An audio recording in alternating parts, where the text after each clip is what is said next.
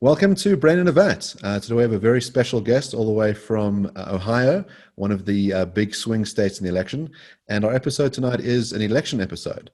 We are going to be talking about the rationality of voting. I'm joined by Jacob Bauer, who is at the University of Dayton. Jacob, would you like to start with a thought experiment? Sure, yeah. So let's first explore whether voting has value. One of the primary arguments that people give against voting having value, and this famously comes from Stephen Levitt, the author of Freakonomics.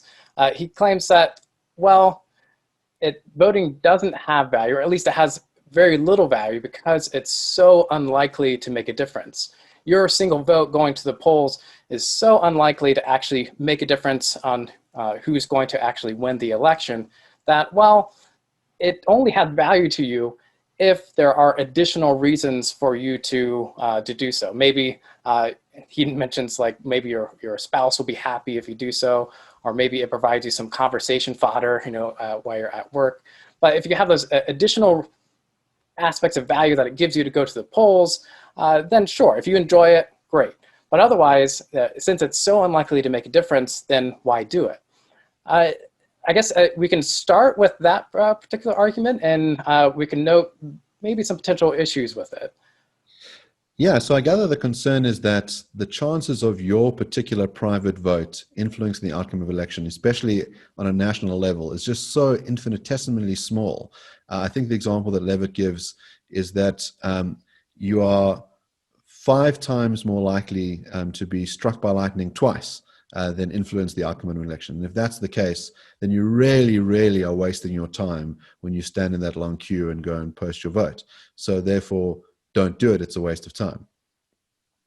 Exactly. It's just in terms of probability speaking, it's just a fact of the world. If you live in a large country, you're not just voting on small community issues. It's very unlikely that your single vote is actually going to change the outcome of any particular election. So what's interesting to my mind is that it seems that we've got to be a bit more fact specific. So, for example, in the strange country that you live in, I live in a real democracy in South Africa. I'm not so sure about yours. It's not a popular vote question. So it's not the case that you just say, the person with the most votes wins, in which case, Levitt's case seems to become a very, very strong case, right? In other words, you've got, let's say, 140 million registered voters. Your chances are just tiny of having an impact on who the president would be. But you have an electoral college system. So what matters is, whether you have enough votes in a particular state. And what's so interesting about the election as we speak is how razor tight it is, and that in how a handful of those states, it could be decided by a couple of thousand votes. And that seems to change the probability odds. And I wonder if that then changes whether it's rational to vote in those particular places, given that your chance of an outcome might be higher. Yeah, exactly. And so this is going to a philosopher from Oxford, Will MacAskill. This is something that he critiques Levitt on, saying that, look, sure, it's unlikely, but saying that it's unlikely doesn't mean that the probability is zero. And depending on where you live, your likelihood to swing an election, your single vote to matter, is going to be wildly different compared to if you live in a very safe state like California. In terms of the current election, sure, your vote likely isn't going to make things change one way or the other. But as we're seeing currently in Nevada, Arizona, Georgia, Pennsylvania, it really might come down to just a handful of votes being able to swing the election one way or another because of this weird, electoral college system. Even though one candidate is going to have millions of votes more than the other, really it's going to come down to a handful, which means the likelihood, if you are in those regions, those swing states, of your vote making a difference is far higher than those if you're in those safe states. So it seems to me, let's say you say your vote does matter a bit in those swing states. It's still one private vote. And instead of standing in that queue, you could be spending your time persuading people to vote for the candidate that you would pick. And the chances of you persuading people in order for it to be worthwhile, is can I persuade more than one? And then there's the persuading the person who's not going to vote, and there's persuading the person who's going to vote for the other guy. Voting for the other guy, you've done even better. You've sort of, gotten additional numbers. So you still might think that if all you care about is trying to get to a particular result, you might want to keep it private that you don't intend on voting, that you just intend on campaigning. People might feel it's an odd thing to do. But if all you are is a consequentialist about voting, then it still seems irrational. You ought to just go out and canvass as hard as you can. Yeah, this is an interesting point in the sense that, well, Levitt's definitely taking this consequentialist view here, right? Saying, since it's not going to matter, ultimately speaking, or very unlikely for it to matter, then, well, just do it if you enjoy it. But if you're trying to do what's going to have the best consequences, then yeah, focus. Maybe I could totally see that point in the sense of maybe if you're at least very persuasive in dealing with canvassing and trying to convince other voters, maybe that will be you spending that time canvassing might result in more votes for your candidate than otherwise. But I think that might also depend on how long it takes for you to vote. In terms for myself, it only took maybe like 20 minutes. And so ask, whether that 20 minutes itself are you really going to be able to get more than one vote for your candidate in that space of time? Probably not. But in some cases, people had to wait in line for hours. And so maybe maybe you could phone bank for areas that have less restrictions and less waiting time, and be able to have better results that way. So if we're trying to cash out the value of voting, in other words, why you should do it at all, I mean, the free economics guys have taken the view that whoever's president, it doesn't really matter. It's a kind of controversial position. They've said, president's kind of overrated. It's, this figure of a state. It's really this gigantic infrastructure. It's a very slow moving ship. Doesn't make too much difference one way or the other. Do you really want to go waste your time doing this thing that's kind of inconsequential, even if your guy does win, and even if you are the guy who tilted it, which is, even in a case where it's down to 10,000 votes, and you've got a 1 in 10,000 chance, are you going to be the tiebreaker? Probably not. So how would you cash out why it matters that you vote? What's the kind of value add? Yeah, I guess the main thing you have to think about is what are the actual differences between the candidates that are at least likely to win. And maybe there are situations where ultimately there aren't much differences. But it's actually, shortly after I wrote a short article on this, but shortly after that, Rob Wublin from 80,000 Hours, a week later, he posted an article that really goes into the in-depth on questions like this. And he points out that he notes that objection, but he notes that with how much spending that the president has control over, and how that can just a slight change over trillions of dollars can really make a large effect in terms of spending money in terms of foreign aid or domestically. Just a small percentage change ends up being a lot of money that just in terms of monetary value is different. But there's also things like foreign policy. How much more likely is your country going to go to war with one person over another? Immigration issues, social and political rights issues. But there it gets a little more tricky. How exactly do we estimate the value of those differences? There does seem to be pretty stark differences in the election today between those two candidates, even though some argue there should be larger differences from on both sides.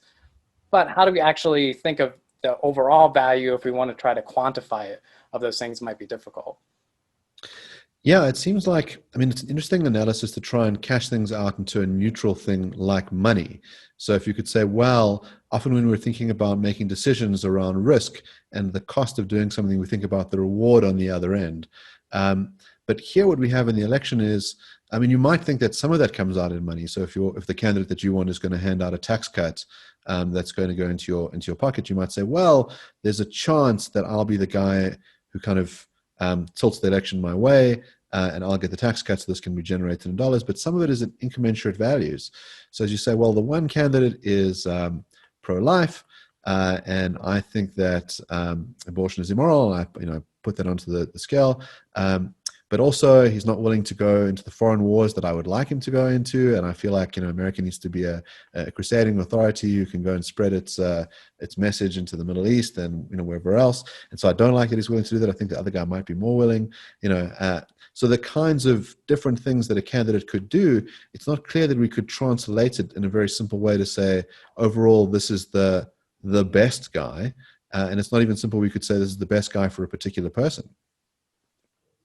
I mean, in this overall, I agree that it's going to be very difficult to actually come up with solid estimates of what are the actual outcomes between various candidates, especially as, if we take into all of these different considerations.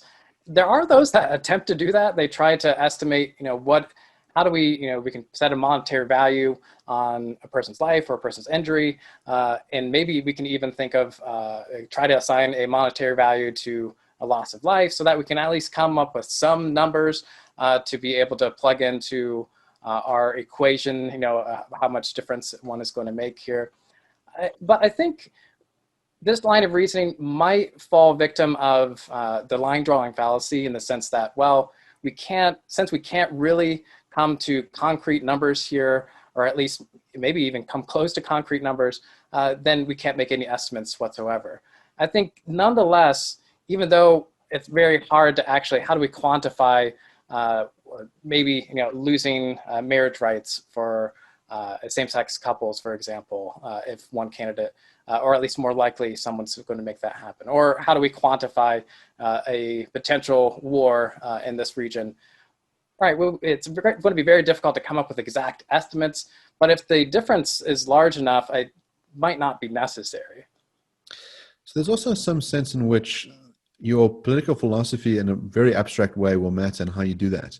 So if what you think matters is your private interests and that's what ought to motivate your vote, then all you do is you say, what are the things that I care about? Are they going to come about if my guy wins? And then you do the calculation. The other way to do it is you say, what would be best for everyone if a particular candidate came in? You try to take into account everyone's preferences. That might very well lead you to vote a different way. So an example might be, let's say there's 5 of us living in a house and we're kind of deciding on a rule about smoking. And I say, well, look, I'm a smoker, so my interest is in being able to smoke in the house. But I know that some of the other guys have emphysema and that if I smoke in the house, it's going to be really tough on them. And so when I take into account their interests, I decide that the right way to vote is to vote against smoking and to have a ban in the house, even though it's contrary to my private interest. So when you think citizens are making this voting choice, which of the two positions ought they to adopt? Yeah, so I definitely think it's the view that you should take the view of what's going to benefit people overall. And in fact, going back to a criticism of Levitt's view on this by Will McCaskill, he does point to that there's 2 major errors that Levitt makes. One of the errors, by taking his line of reasoning, saying, well, it's so unlikely for it to actually make a difference, only do it if you enjoy it, is that you shouldn't actually just think of the difference that it makes just for you. Think of the possibility of the difference that it will make for everybody at large. And if we assess that, assess our decision in that way, even though it still is a very low odds, and we should be clear, even if voting in these swing states where your odds are higher, it's still something like 1 in 60 million to 1 in 3 million. I think I've seen some lower estimates on that. So it's still low odds, right? Even if you're in these states where it's more competitive. But nonetheless, if you think of what's at stake, even if it's just, McCaskill gives just an estimate. Let's say it's just $1,000 if we difference, and we can say maybe we're counting things like those intangible stuff. We're trying to quantify that into, but let's say it's just $1,000 difference on average per person. That ends up still being a pretty huge difference when we're thinking of a country of over 300 million. And plus, we also have to think about what's the effect internationally as well. In places, countries like the United States, well, they have a huge impact on, international politics too. So I think, yeah, if we consider the overall gain for everyone, even though it's still very low odds that your vote will make a difference, because the stakes are so high when we take into all of those consequences, it makes your vote still valuable. Another issue is just dismissing the low probability events altogether.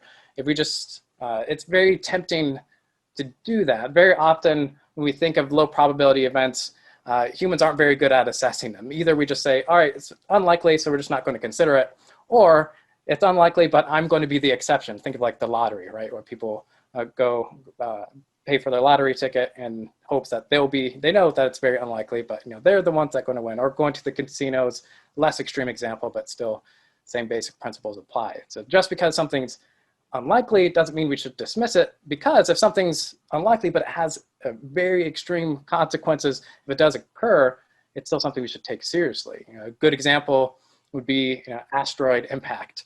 If you look historically, a large enough asteroid impact to wipe out a significant amount of people is extremely rare, but it's still something that we probably should devote some time to preventing, so that we don't end up like the dinosaurs. Yeah, so McCaskill has this interesting case where he says, imagine you've got a dice, and we place bets on which values come out. So just because I've got a bunch of board games behind me, I'm not going to use his 6-sided dice. I'll use a D20. And let's say I say, if you roll a 20, you get $1,000. But you roll any other number, you pay me $1. Okay. So the odds are, only 5% that you win and 95% chance that you lose. The question is, should you roll the dice? And I think it makes a difference how many times you get to roll the dice. So if you say you get to roll the dice once, you might say, well, my chances are pretty low. I don't know if I want to lose my $1. But if I say you get to roll the dice 1,000 times, well, then you definitely ought to roll it, because the odds are going to cancel themselves out. Every 20 spins on average, you're going to get $1,000. And so the amount that you pay in will really pale in comparison to the amount that you get out. Now, elections, obviously, you don't get to re-roll. You only get to do this thing once. Now, you gave this interesting example of trying to stop a very bad thing from happening, like an asteroid hitting. And I wonder if we think about elections like that, if we think the other guy is so bad, I really think he ought not to be there, and it would be like the asteroid hitting us. And whichever way you want to cash that out, restrictions of rights, terrible for the economy. Should you be not just engaging in a private voting process, but should you be trying to actively disencourage people from voting? So if you think, well, the other guy's supporters look like they're very keen to vote, and I'm going to try and tell them why it is totally irrational to vote, they shouldn't waste their time, don't do it. That's a way of trying to get the result that I want, of stopping the asteroid, of having my insurance policy, by having a, not necessarily voter suppression, a voter dissuasion tactic. Yeah, and unfortunately, we see some of that in the States. Other countries maybe more so, but those type of tactics are taking place. And so the question is, is that justified? If you think the correct candidate, it's going to be better off for everybody if we try to convince other people not to vote, or in some ways prevent them to vote. And we see some factors for that is limiting precincts, so there's long lines, so people won't stay in line to do so. So maybe if you are sure that your candidate is the correct one, those are justified because you're trying to get those better results. If we're thinking just on strict consequentialist terms, that might be an implication, or maybe on a more reduced level, you could try to convince people, hey, you probably shouldn't vote this year, or you don't vote for, if you don't vote for your candidate, or just stay at home, it's not worth it this year. So maybe using those type of arguments for a limited section of the population where you think are going to vote for the wrong candidate. I could see that on potentially on a consequentialist level that might work out. There might be some backlash though, in terms of, you think of the larger societal implications. If word gets out that you are using these tactics, those can be very easily used against yourself, and that can also be seen in a negative light for your candidate instead. So in terms of maybe you can come up with a theoretical model or where that could work, but I think in reality that's going to end up having a larger backlash to your own candidate, unless it's done maybe in these systematic subversive ways that some campaigns actually do try to do actively. I mean, what you do find is that campaigns rely on differential turnout. So one way to do well is you make sure that all of your voters arrive to the election, and you hope very few of the other guys arrive. Assuming that, let's say, you were in a 50-50 race on interests. So in other words, in a place where it's split down the middle, your party or the other party, the way that you campaign might be quite different. So for example, you might think that slipping get out the vote pamphlets under your guys' doors, instead of having a big rally which alerts the other side to the fact that this is a contested election, might be one way to do that. So in South Africa, we find, for example, we have what we call single party dominance. So the African National Congress has been in power since 1994 and has had a large percentage of the votes since then. And smaller parties, opposition parties, have managed to get differential turnout in local elections.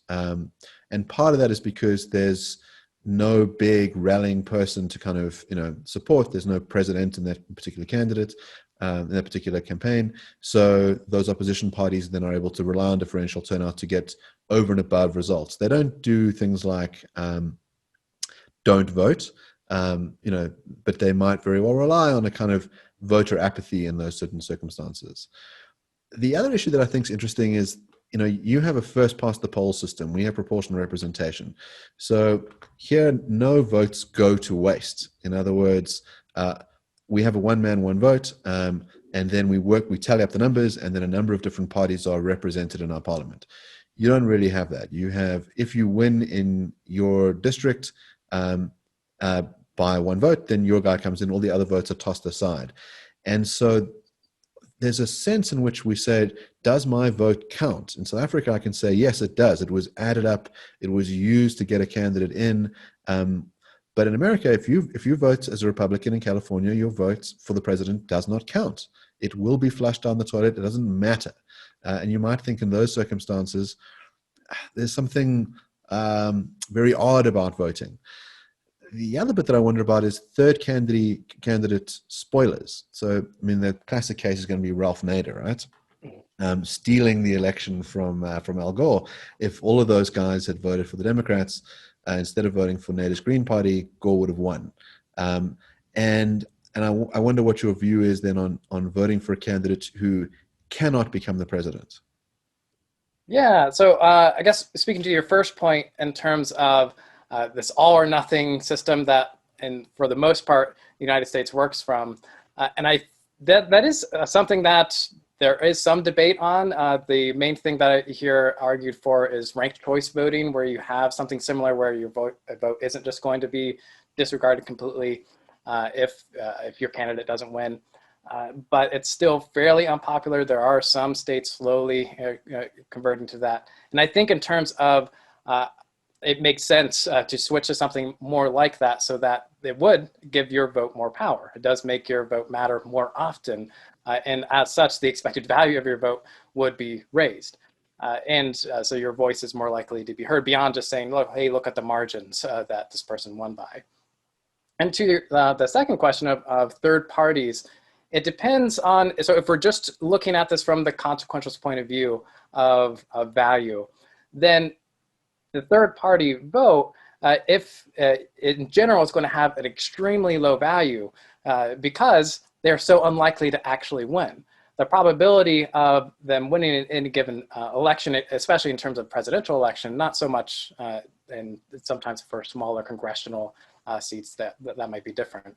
But especially for the presidential election, it's so unlikely for them to vote. Then the odds that so if you're doing an expected value calculation, what's the likelihood of my vote making a difference? If it does, then my candidate, my Green Party or Libertarian candidate will be elected. They'll be far better than the Republican or Democrat case. But since those odds are so low, the expected value is going to be extremely low as well. And well, it does bring us to an interesting question of, well, should you just vote for who you think will be the best candidate, or should you vote for the best candidate that you think will win? And in terms of if you want your vote to potentially make a difference and have value in that sense, then it's clear that you should vote for the candidate that you think has a chance to win that will make the most difference rather than your ideal candidate.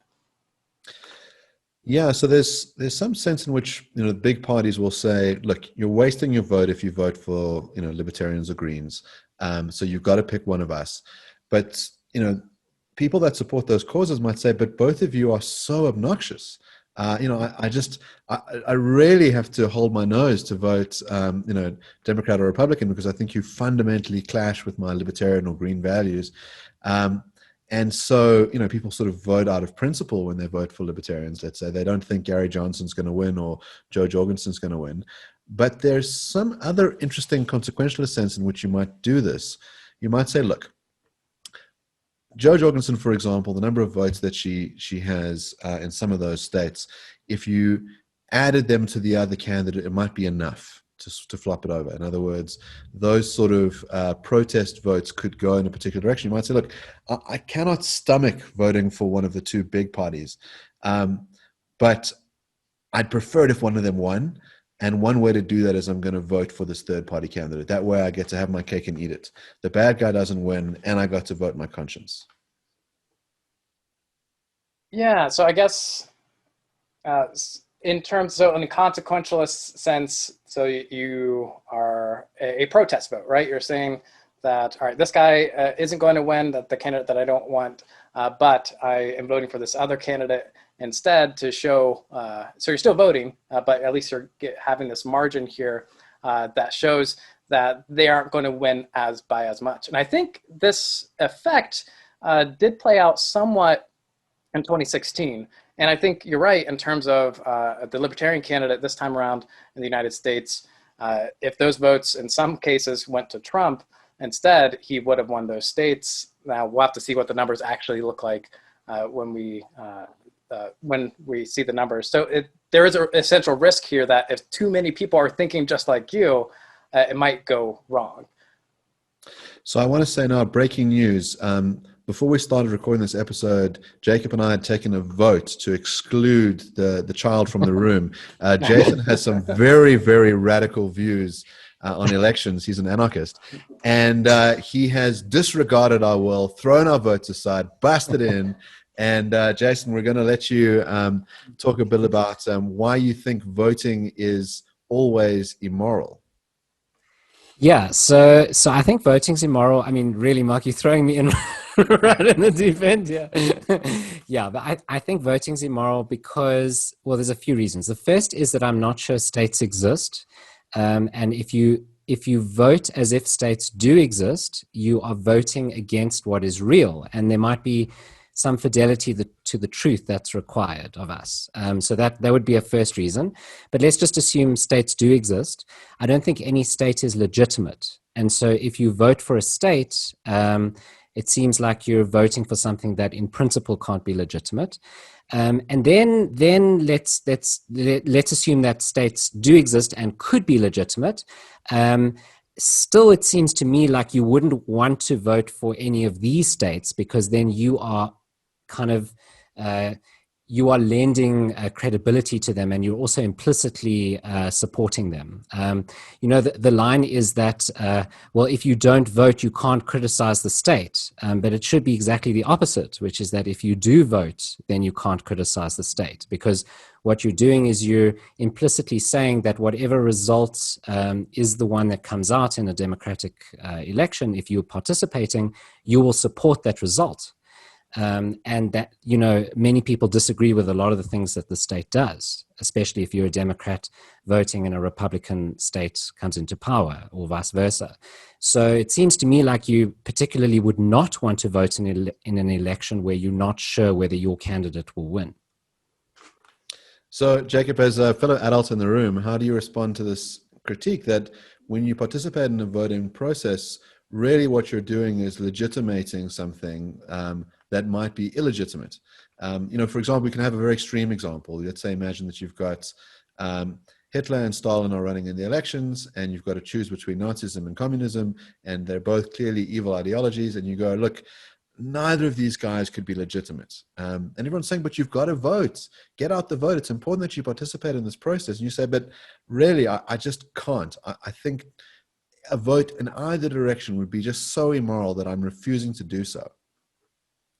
Yeah, I think my main concern is making a difference. And I think the basic argument deals with kind of the clean hands in terms of purity tests, right? Where you're want to make sure you aren't party to something that you don't agree with.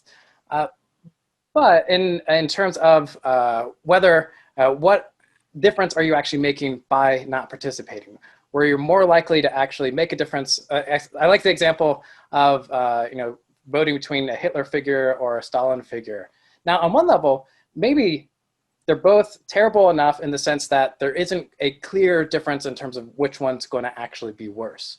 But if we have, let's say, Tyrant A and Tyrant B, and there is a clear difference in the sense they're both going to be terrible, but one's going to be less terrible, a little less awful, or maybe at least less awful enough that it's a clear difference. There, it still seems to me that perhaps you should vote for Tyrant B, which is a little less awful, and then work on dismantling that person's power throughout the time as well. This is a common argument that actually, in terms of a United States election, for Bernie Sanders supporters, for example, who are not a fan of Joe Biden whatsoever, and many are saying, well, you should, because the difference is so large, vote for Biden, but then the real work starts after that, resisting after the fact. So it seems like if you are perhaps anarchist in principle, maybe you should still vote for the anarchist candidate, but then still try to dismantle the system as you go along. So Jacob, I wonder, I mean, I know your view is that that voting does have expected utility, right?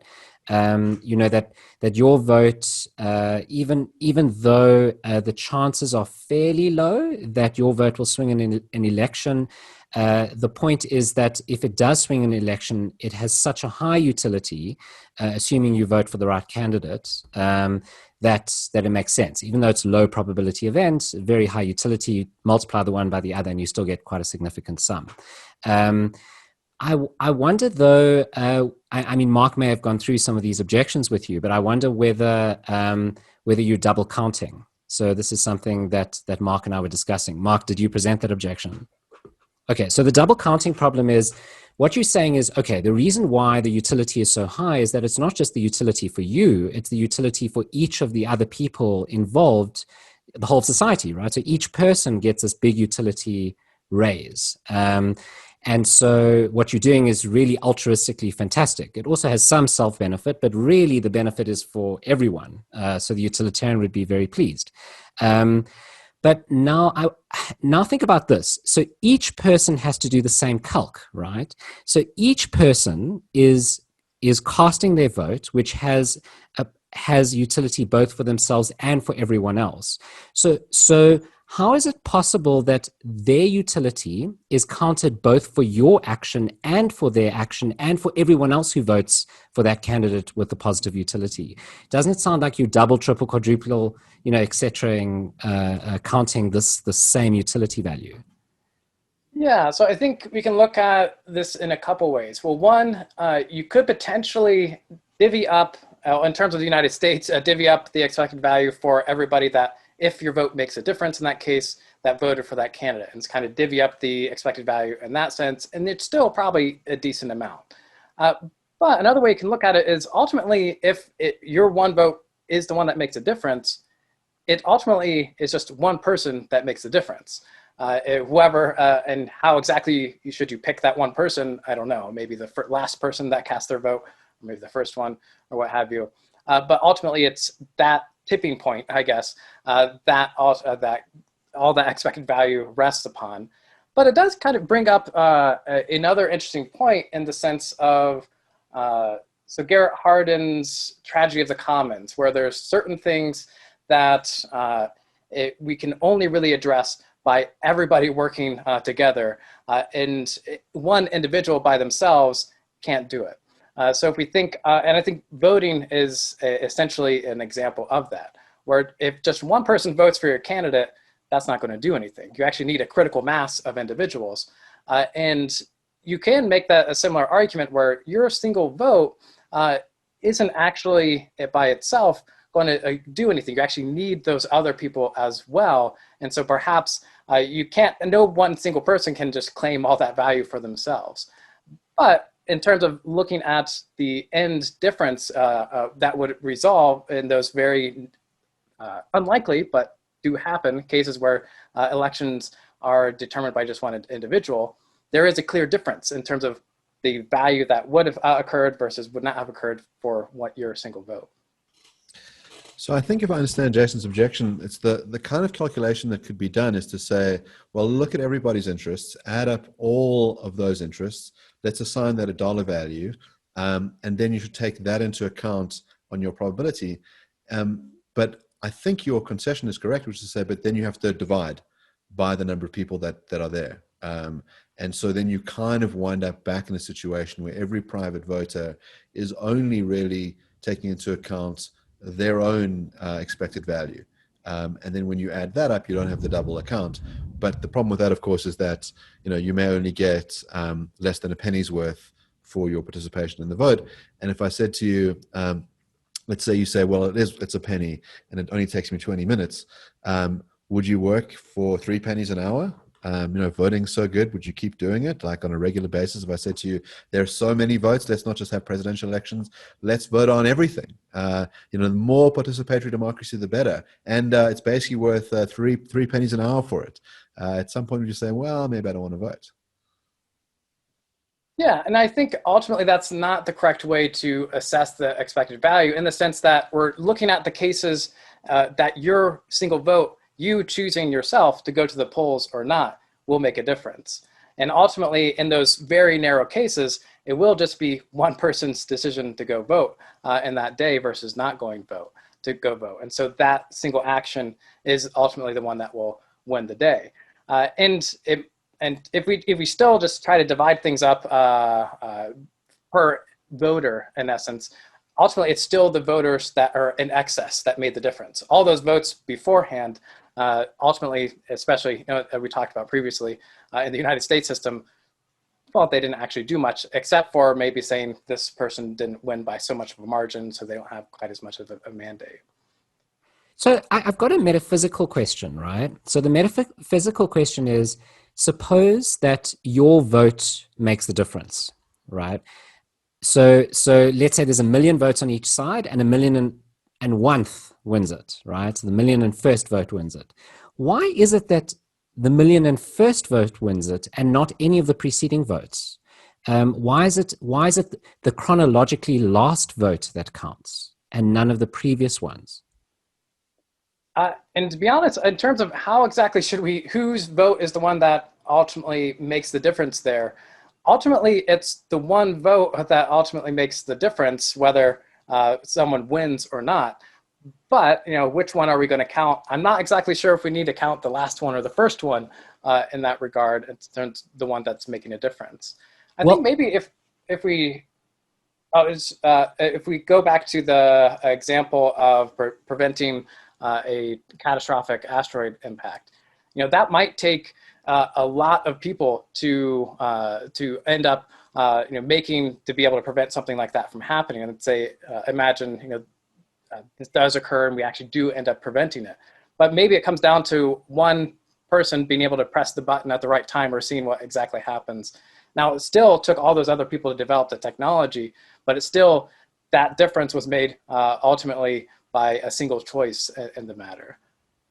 But isn't there, okay, so that's a very interesting analogy, the asteroid, because in the asteroid case, you require the efforts of all these different scientists and Bruce Willis, who's going to press the button and stick around to do so. Did he stick around? It was Bruce Willis who stuck around, yeah. He sacrifices himself for it. So it's the concerted effort of all these people. It's all the crew on the spaceship and all the scientists who send them up. But it seems there like there's a collective action that happens, right? It's not just a series of individual actions, it's a collective action. So the collective action is, we stop the asteroid, okay? I wonder whether that's not what's happening here, is that there's not a series of individual votes, there's a collective vote. We voted for Biden to become president. by the way, we don't know yet whether Biden's going to become president at the time of this recording, but let's just go with that. We vote for Biden to become president, but then, yes, the utility of we vote for Biden to become president is very, very high, perhaps assuming Biden's the right candidate, which I'm not sure about, but assuming he is. Why is it the case that my action has that associated utility? Isn't, as Mark said, my action actually that total utility of the collective action divided by the number of people who committed it, who performed that collective action, which would be 1,000,001 in this case. And so then it's tiny, right? Yeah, I guess going back to the Bruce Willis example here, imagine Bruce Willis sitting there about to press the button, and he starts calculating his expected value of his decision. It's still, very consequential decision, for him individually. And, we have to modify it and say, well, all these people, they had to do what they did, right, in order for it all to work out. If a single one of them, we take them out of the chain, then it wouldn't work. But still, at the time of that person, of Bruce Willis making a decision, the expected value is still, something that's very positive for him, an individual, even though it's the byproduct of collective action as a result. But I also want to bring in the concept of, so far we've mainly been thinking of act utilitarianism, right? What the consequences of your single action, how do you determine it when we have these very uncertain outcomes? And the general view is, well, do an expected utility function, where you look at the probabilities and what will your action make a difference if it does, and so on. But we can also look at it in a rule utilitarian sense and think of if everybody chooses, not to vote for, in what would be the result? A government with a democracy versus a government without a democracy. Now, I don't know, maybe Jason, if you're not anarchist, maybe you say that sounds great. That's not all right. So nobody vote, great. But I think for many individuals, that's not going to be their assessment. Instead, they're going to say, well, compared to the alternatives, this is the one that is going to have the best utility, at least right now. And so the way things currently stand, the general rule is that I should go, do a little bit of research, or maybe a lot of research, and figure out which candidate is going to be best, and go vote, because everybody, or at least if most people do this action, then it will have the best results overall. So I wonder about this as an analogy. So we've been thinking about this in a rational way, that you're participating in a thing to get a good outcome, the way that you might make decisions about investing in your life, about, what you should go and study, the kind of expected outcomes you get. I wonder if it's something totally different. So imagine you're a football fan, and you support the Dallas Cowboys, and your friend supports the Washington Redskins, and you're all watching the sort of game at home. And you're rooting very hard at home, and you've got your full regalia. You're dressed like a Native American. The other guy's got a cowboy hat on, and obviously all the rooting you do at home will have absolutely no impact at all on the game. None of the players have any idea how hard you are whistling and waving and rooting and tooting. But you feel like you did the right thing. You did a virtuous act by arriving for your team and showing your loyalty and participating in this collective. And the next day you can say, we did it, we won. Or you can mourn with a friend and say, we lost. What an awful thing happened to us. And of course, you had nothing to do with it at all, but you had the feeling that you had something to do with it. And I wonder if that's what's going on in your blue versus red, is that people are consumed in some kind of sports match where they feel like their vote matters, even if most of the time it matters about as much as watching a football game behind your TV screen. Poor Jacob, Mark. I mean, like, I truly, I'm on your side on this. I'm the anarchist in the room, the child, but poor Jacob, we really are putting him on the spot. Sorry, Jacob. Oh, no worries. It's enjoyable. I think on one level, it's true in the sense of the enjoyment or stress that we get out of participating in the voting exercise. It does seem like a football game in the sense, well, I guess just looking at the results right now, people across the world are constantly refreshing our browsers, seeing what's going on. Is that going to make a difference at all? No, well, not whatsoever. But it's a social enterprise. People are posting on their social media, talking with their friends about, in essence, their team, right? But whoever does win there is going to be a significant difference. Now, you can make that claim about teams as well. It's kind of a difference that we make in terms of the value we give it, in terms of if we value watching that sport and so on, and who wins prizes. But the difference between one candidate over another could be a difference of warfare, can be a difference of different amounts of aid given to different agencies or different parts of the world.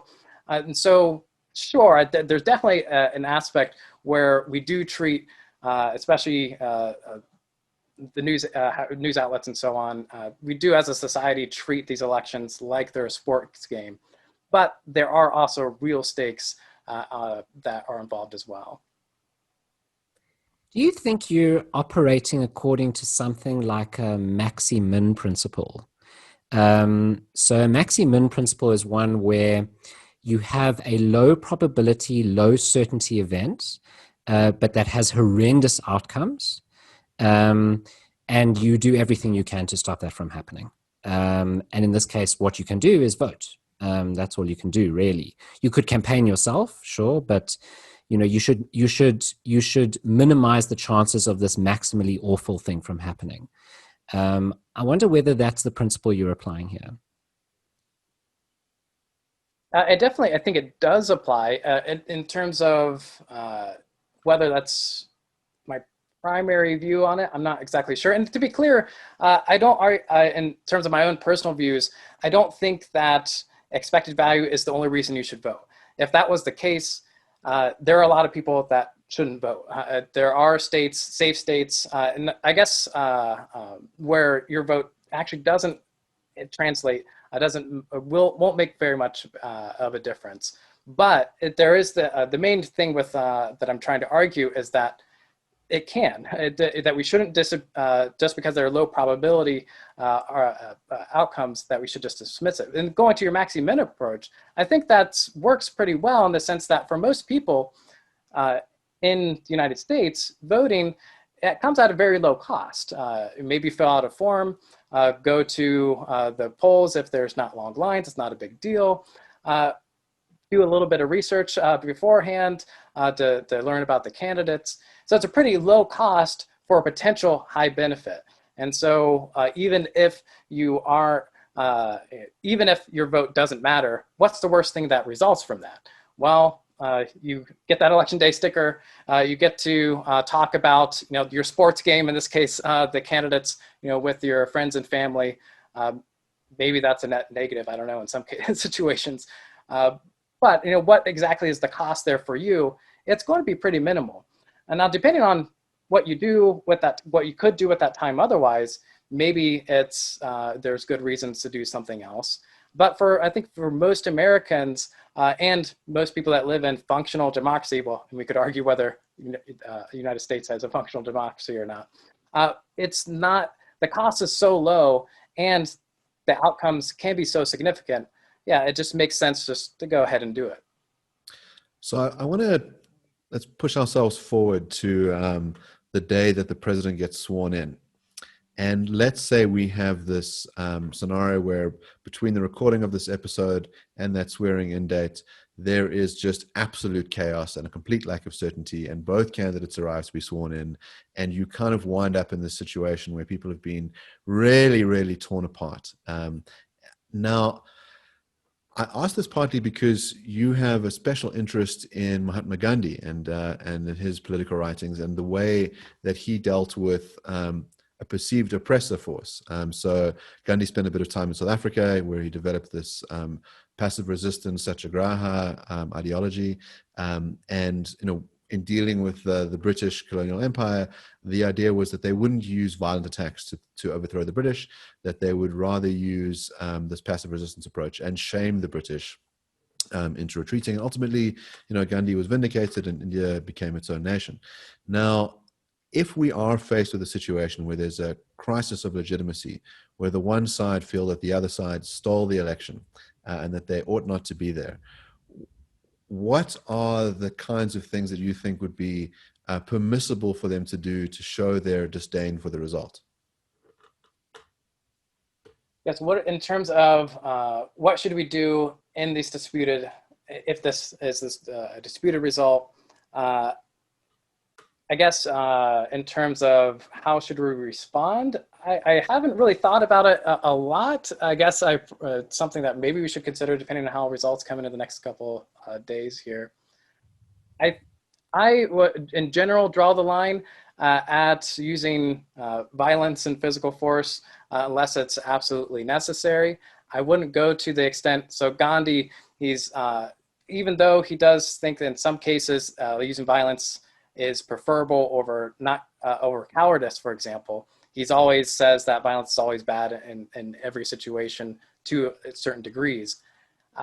In general, I don't think we will get to the case where that's going to be necessary. And those that unfortunately might use violence, no matter how things go this election, I don't think it will be justified based upon the results. That I think we have the history of being able to get to mobilize largely nonviolently, that it will be and can be successful to use those nonviolent tactics rather than violent ones. So Jacob, you've given an act utilitarian reason, probabilistic act utilitarian reason for why you should vote. You've also given a rule utilitarian reason. Do you have other types of reasons, let's say a deontological or Kantian reason for voting? Great. Yeah, this is something that I want to explore more in writing, probably when we get around to the next election cycle. But yeah, I think from my own point of view, I'm not a strict utilitarian. I consider myself more of an ethical pluralist. I view ethical reasons in a similar way where we think of just reasoning itself, logic itself. We have deductive reasoning, inductive reasoning, abductive reasoning. In terms of moral reasoning, I think we have things like utilitarianism and deontological reasons or even virtue ethics. And those have each of their own weight that can be applied to any given situation. So you have this act utilitarian reason, this rule utilitarian reason. I think these are reasons for us to vote or not to vote, but they're defeasible. They're not things that are just the only things that we should consider. So some other things, potential reasons, I guess building off of the rule utilitarian view, you could think of a Kantian scenario. Now, if I don't know Kant's politics very well, but from what I gather, he wasn't really a fan of democracy during his time, but we can still use his theory to think about voting in the sense of, so think about his universal law principle, so the version of the categorical imperative, where we try to think of the maximum of our action, so the general motives and intentions that we have and what we're going to do. Can we think of that as a universal law of nature where everybody also acts on that maxim when it applies without logical contradiction? Now, famously, Kantian ethics, it's very difficult to come up with positive moral obligations like you should always vote, something like that.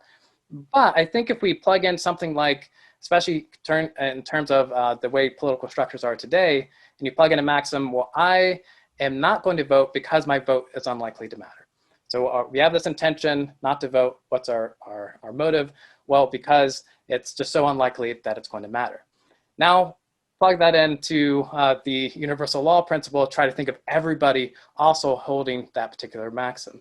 Now, as a result, we don't have a democracy. And so if you look at, it's not just that it has bad consequences, it leads to a world that goes against your general, if you want to have some type of democratic system, you have a contradiction in your view. So if you are an anarchist and you are believe in democracy, it seems from a Kantian point of view, if you don't want to have a contradiction in your will, you should vote at least some of the time, and the sense, as if you were just running through just not voting. So that might mean that you should vote for high stakes issues, or maybe you have to use personal discretion when exactly you should vote. But just ruling out voting for that reason entirely wouldn't pass in the Kantian muster, I think.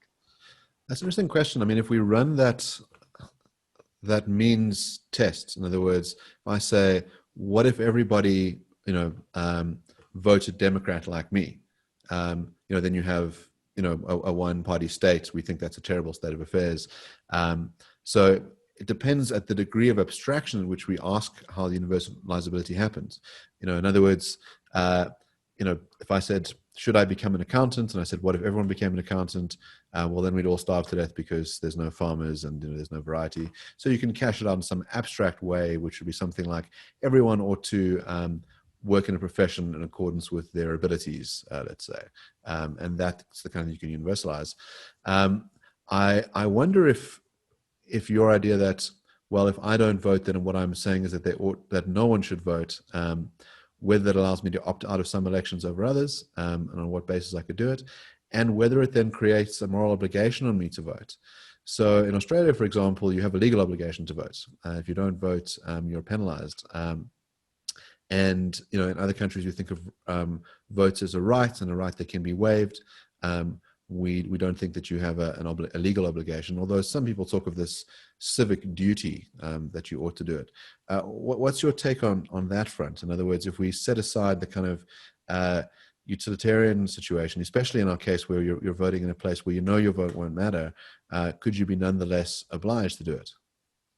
Yeah, I think following the Kantian reasoning there, I think it would make you kind of gives some justification for that civic duty beyond just saying, hey, do your civic duty like that we generally are perhaps taught in school. And it still gets a little murky there in terms of just saying that you shouldn't vote because of those reasons doesn't mean that you should always vote. And I think perhaps, yeah, we'd have to work out the details, I guess, the fine details of how we should run voting through a Kantian system. But I think overall, the Kantian approach would give us a sense that we do have a moral duty if we to participate in our government, if we value that government, if we want that government to be around, independent of whether it's actually going to make a difference. Independent of those consequences, we just need to avoid that logical contradiction. How about Kant's formula of humanity? So Kant's formula of humanity states that you should perform an action just in case it respects the dignity of everyone involved. I don't know if you saw that first presidential debate. I felt it was extremely undignified on both sides. Trump was interrupting all the time. Biden was throwing insults and just kind of a fish out of water. It just seemed like an undignified race, and that just seems to me to be politics in general these days. It seems to me that when you vote for one of these people, you are effectively endorsing undignified behavior and thereby debasing your own dignity. So I wonder whether there's not an anarchist argument for not voting from Kant's formula of humanity. Potentially. So Kant's formula of humanity, you need to avoid treating anyone merely as a means, but also promoting people's ends, at least to some degree, as individuals, respecting their inherent dignity. And I don't see how necessarily voting for Biden, for this example, would be treating someone merely as a means. But I think the point that you raise is interesting in the sense that it could lead to, well, if you look at some Biden detractors, some of his actions will treat people merely as a means, and vice versa for Trump. Argues that certain actions that he will take will also treat people merely as a means as a result. I think from a Kantian perspective, that's a little bit too far removed. In the sense that, well, your intention, what's your intention and motive? If your intention and motive is to have the state of affairs where people are going to be treated merely as a means, then there's an issue. And I think there might potentially, you could come up with an anarchist argument built upon that, in the sense that where your intentions, whether you realize it or not, are in fact treating people merely as a means because of the structures of the state and so on. But I don't think, at least on the face of it, the way that people formulate their intentions and motives, their maxim for voting, it generally isn't because they want that person to do those things. Now, maybe in some cases it might be.